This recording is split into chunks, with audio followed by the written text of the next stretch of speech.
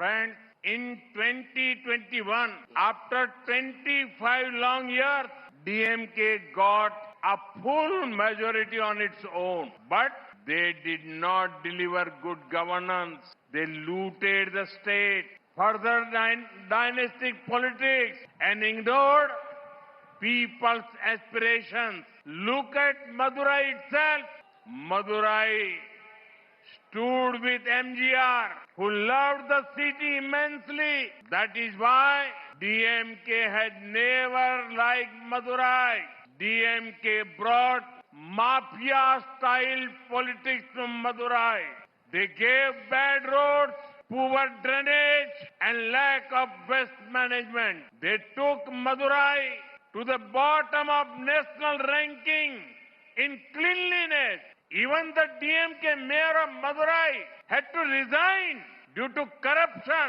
This is their model.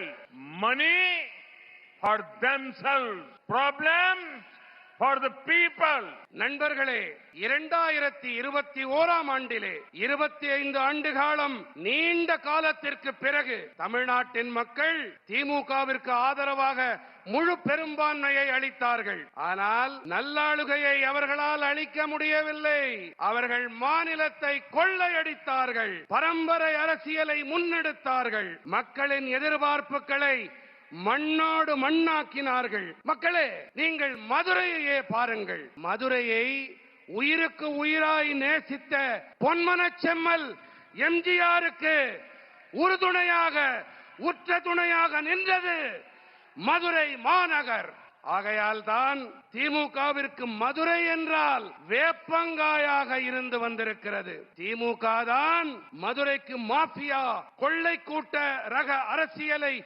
அறிமுகப்படுத்தியது. அவர்கள் என்ன அளித்தார்கள்? மோசமான சாலைகள், கேவலமான கழிவுநீர் வடிகால், கழிவுப் பொருள் மேலாண்மை இல்லாமை ஆகியவற்றையே அவர்கள் அளித்தார்கள்.